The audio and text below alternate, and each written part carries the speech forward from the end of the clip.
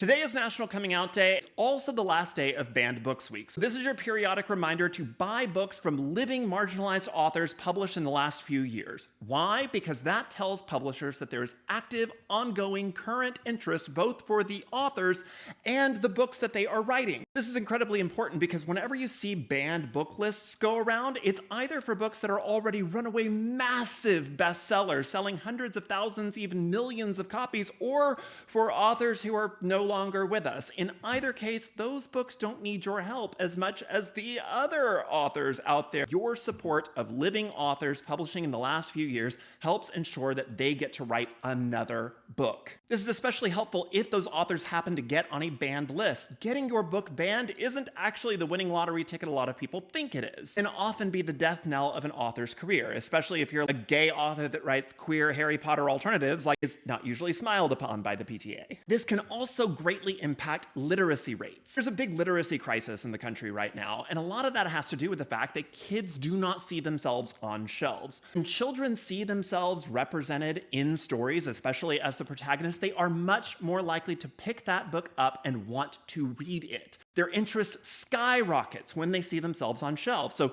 children of color, queer kids, immigrant kids, disabled kids, whenever they see themselves represented in media, especially as the protagonist on a bookshelf in their school or at their book fair, are far more likely to pick that book up and want to read it and then discover the joy of reading. They can't do that if the book is banned. And if the book is banned and taken off of shelves, that also decreases the likelihood that that child is going to want to read at all. If you would like to support me and my books, no matter what you like to read, I've got something for you. I've got Verity Vox and the Curse of Foxfire, which is a queer Harry Potter alternative about a young witch in training who is sent to a forgotten coal mining town in the mountains of Appalachia, where she learns she has to break a curse, find a missing girl, and solve the mystery of what's really under the mountain. Also, it's spooky season. Maybe you're a crystal girly. Maybe you want to cast some spells. I've got a book called The Dabbler's Guide to Witchcraft, which is a book for anybody looking to get a little witchy this spooky season. Or if you like your magic in the form of poetry, I have While I Wait to Be a God Again, a book about gods, magic, growing up queer, and what happens after we die. Also, just buy any book from a living marginalized author published in the last few years. That will help convince publishers to pick them up for another book. It also helps publishers decide that there is a market for these books, so maybe they'll take a chance on a new author. It also ensures that there will be books on shelves for kids who want to see themselves reflected in media. Hope this helps. Thank you. Goodbye.